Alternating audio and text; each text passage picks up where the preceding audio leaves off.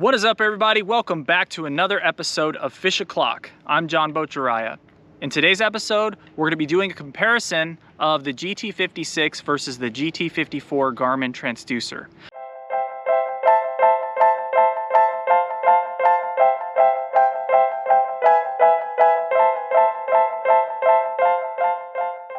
Now, the 56 typically only ships with the higher end Garmin units, while as the GT54 ships with some of the older Echomap units. Now, there's quite a bit of a price difference between these two, which is why I felt the need to make this comparison video.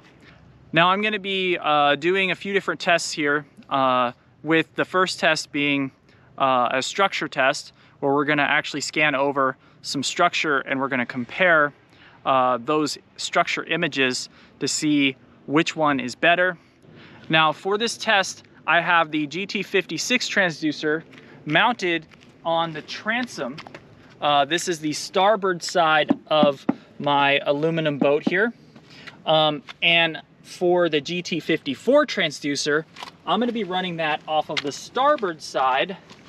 This is a trolling motor mount. And I will not be running these at the same time because they will actually interact with each other. So I've also got two of the Garmin head units.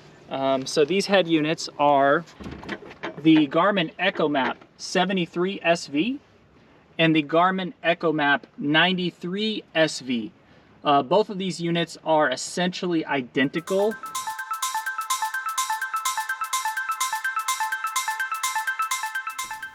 So I located an underwater pipeline with a concrete pad connected to it. Just threw a buoy on top of it just so that I could get an accurate reading. I went over it and took images with both the 56 and the 54. I used manual settings just to make sure that the best images could be reviewed. So when we look at the images from the 56, they are pretty clear. You can clearly see the outline of where the concrete meets the rest of the lake bed, in addition to the pipeline structure, which is very visible, extending off to the side of the screen. There are also a number of different fish on this image. Those are represented by the bright dots as well as their corresponding shadows. You can also see that there is what looks like some kind of rock the bottom of the screen, the bottom right of the screen. So when we start to look at the 54 image here, you can see the actual picture is considerably darker than the images on the 56. Even with the brightness ramped all the way up to 100%, the contrast to 50%, and almost identical settings, the actual image is significantly darker. Now you can clearly see that there is a structure there in the water. You can see where that concrete pad starts and kind of the outline of it, as well as the pipeline structure that extends out to the left. But right at about the 40 to 50 feet mark is where things get so dark that you can't really even tell that anything is there. So there's definitely a disadvantage there in terms of the range. The actual image is pretty good. You do see some shadows. Now, I don't see any of those actual bright dots that we were seeing on the 56. I happen to know that those are fish. I do see kind of very clear distinguishing physical features in terms of the structure, but actual fish are pretty difficult to tell here. Also, because you don't get that bright dot as well as the shadow behind it, it's hard to distinguish whether or not that is simply a shadow or a depression in the lake. So for the comparison here, I'm definitely going to have to give it to the GT56. The GT56 provided a much clearer picture and provided more range and an easier to read image, as well as the ability to distinguish fish versus a rock, tree, or other piece of physical structure.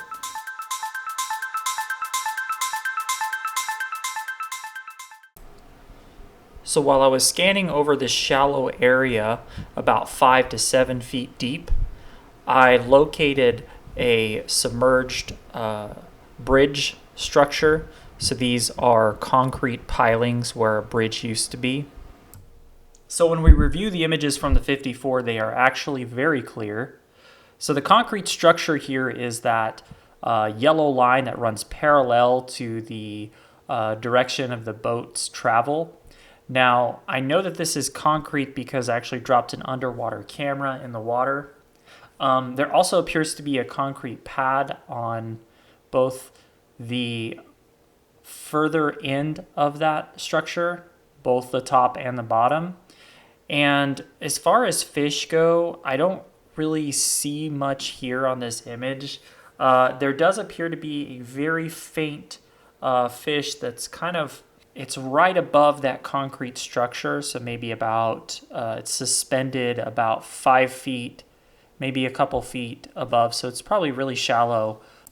So when we compare the two images, the 56 clearly produces a better image. Now you can see, if you look off to the left of the boat, I'm scanning in 70 feet to both sides, and on the left side of the boat, there is this soft to hard bottom transition point. So this is a critical physical feature that you would look for when you're bass fishing or cat fishing, really any kind of fishing. This is a good piece of structure that you want to be able to locate.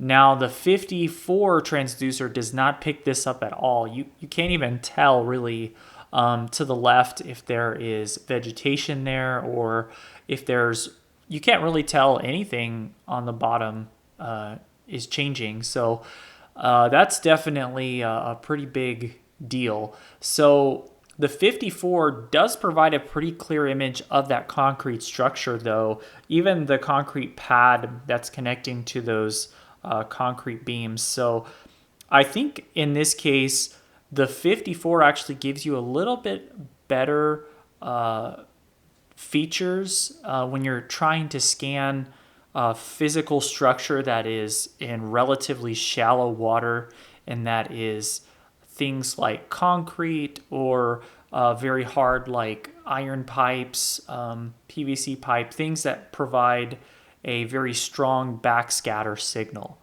So I'm still going to give this to the 56 transducer, but I want to pay homage to the benefits here of having that 1170 kilohertz on the 54 transducer. It does provide a pretty good image, but again, I'm going to have to give it to the 56 because it was able to distinguish between that soft to hard bottom transition and that vegetation.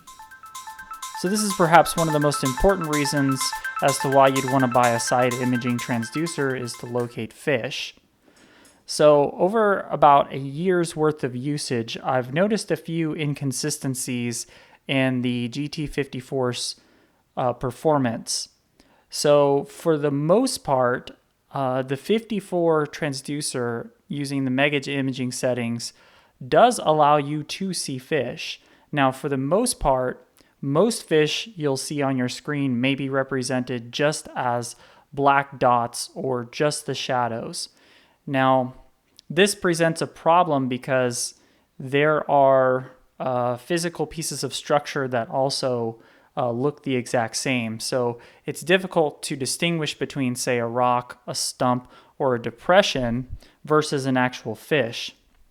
Now, one thing I've noticed is larger fish, like say blue catfish that might be 2 to 5 pounds, those you will see both the fish itself as well as the shadow. But smaller fish like bluegill or largemouth bass or even white bass, those will just show up as a shadow, and that means that you are sometimes guessing about if it's a fish or if it's just maybe a rock or a stump or something else on the lake bed. So for that reason, the GT56 really excels in its ability to detect fish from other pieces of structure, because on the 56 images, I typically do see the actual fish return itself in addition to the shadow.